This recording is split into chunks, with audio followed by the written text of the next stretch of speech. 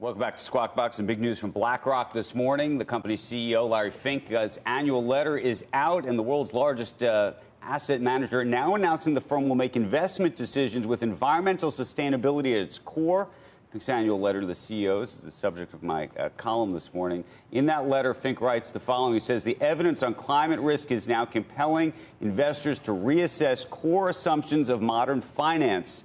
And in the near future, and sooner than most anticipate, there will be a significant reallocation of capital. Yesterday, I sat down with Larry Fink and talked to him about why he is doing this now and what it means for municipalities, some of which may be his clients, where fossil fuels are a major component of the local economy. Here's what he had to say. The climate change is going to require a huge energy transition. It's going to be 40 or 50 years. So we're not running away.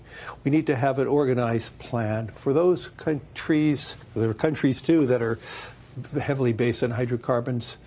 For those countries, for those states, for those municipalities, our job is to inform them what we are seeing as an asset allocation. We are not running away from all hydrocarbons because we do believe they play a role. We believe natural gas plays a very large role in the energy transition. And so we believe this is a process, not just, we're not stopping. We did make a statement that coal is not a good investment now. But the most important thing is through that transparency, our job is to provide better risk analytics, better risk-adjusted returns with a sustainability. But your letter effectively suggests that long-term fossil fuels will not be a good investment. We believe in most cases fossil fuels will not be a good investment. But we are not saying they're not a bad investment today either. We believe over time we are going to see this energy transition. And some of the biggest energy companies are in the forefront of renewables and working towards that. So this is not a black or white, and we're not making a black or white statement related to any of the, I would say, the fossil fuel companies. What we want these companies to do is to provide more transparency and move forward towards that. The Trump administration has a very different view about climate change. It doesn't believe it right now. What do you tell members of the administration, politicians who don't believe in climate change about what you are now trying to do? I believe we need to have a conversation with every government in the world, including our government, to be better prepared for this. I believe we need to be spending large sums of money on infrastructure to be more prepared for this. I believe there's more and more science that it is proving that climate change is real and having a very large impact. I also believe that if we are going to be fair and just, we need to also focus on this transition. Many people are going to be left behind with this transition. We need to make sure, and this is unfortunately with government officials, they're focusing on more of the short term at times than the long term. What I'm talking about is a long-term trend that is going to have a remarkable impact on valuations of companies, valuations of industries, and we believe there are going to be some industries that are going to be better prepared. Some companies in the energy mix will be better prepared, and those are the type of companies we're going to be investing in. So we're not running away from those companies, but we want better transparency on how companies are becoming more prepared for this. Typically, the day after your letter is released, you get sometimes on the order of hundreds of phone calls and emails and other correspondence. Yes. What kind of reaction are you planning for, perhaps bracing for this year?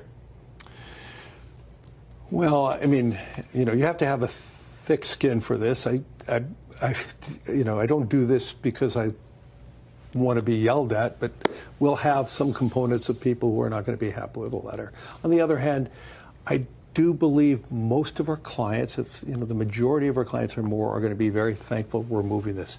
They're going to be looking for us to be helping them think about these issues. That being said, I've been doing this a long time. There have been years where I'd say 70% of the people loved it, 30% hated it. I'm not here to tell you whether it's going to be 70-30 or 30-70.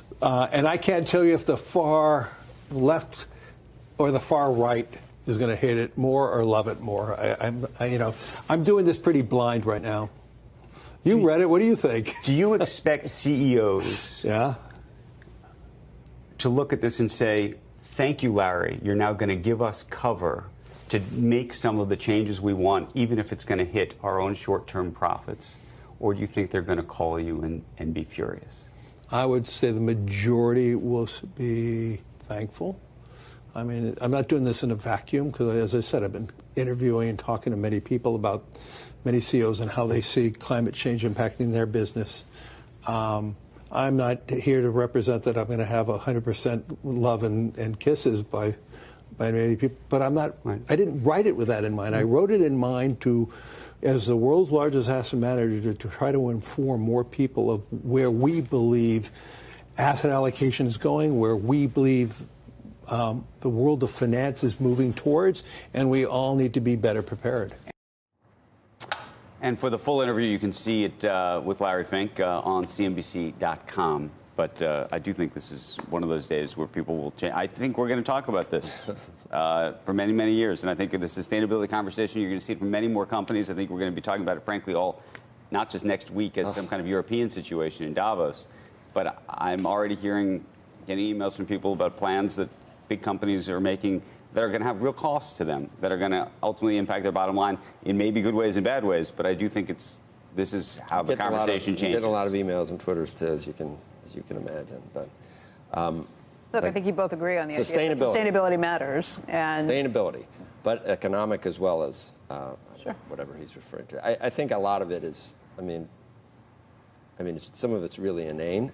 But the bottom line is we're on a planet with fixed resources. We need to be very careful to shepherd what we do on this planet, whether it's strip mining or what we're doing to the oceans or whatever you're talking about.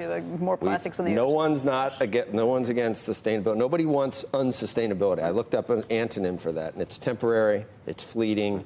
It doesn't sustain. If you're not sustaining life, you're doing something wrong. It's very interesting because you're now going to have investors who are taking effectively activist positions. Again, they're going to be divesting of thermal coal. It's probably the biggest divestment program in the last decade. But people are investing in meatless meat. They're investing in. You're going to have people invest with their feet based on their own ideologies. Larry has that ideology. I would not make investments based on AOC or Bernie Sanders ideologies. I just wouldn't. I just want to be clear. I don't believe that this is a political view. I do. I know you do, but I don't believe it's a political view that Larry has on this issue. I think that he is making an economic view that there's an entire generation, Joe, of younger people who are more interested now in these issues than ever before, and that when they sign up for their next index fund and they're target dated, I'm saying, retirement in 2050, they're going to do the one. They're going to take his new fund that screens out fossil fuels, that screens out companies that are not sustainable, and that's going to change the entire economic decision. He said at the top he was doing this as a capitalist. Right. I just want adults to stay in charge for as long as they possibly can, and they can do whatever they want. They can invest wherever they want. They can do that. Let's just hope that cooler heads prevail, and we continue along. Years from now, 50 years, 100 years, when the technology warrants it, but economic sustainability. Obviously, a $30 trillion new Green Deal is not feasible. It's not economically sustainable. He's not talking about that. He's not. But why does it seem to split along political ideologies? Why does it seem that the most hysterical climate changers are way out here on the sociological end of things, and on the other side? I don't think that Jeff Bezos is a politically minded person when it comes to... Well, I guess you haven't read the Washington Post. Well, anyway, this is a different... we almost got out of this. We're going to have another segment for you at 8. You can go wild again. You can force me into defending these things. But, I'm going to Davos. I don't want people throwing a monkey doo-doo at me or something. You know what I mean? I don't want... Thanks for the ideas when I'm sitting next to you. Appreciate it. Right. I don't, I don't like arguing religion, and I don't want to be a denier, and I don't want to be a heretic, and I don't want to be. I don't want to go to jail. I think, as Larry said, this is not a religious issue. It is a capitalist issue. No, it's a belief system. This is an economic issue. It's a belief system, and it's not based on very solid science.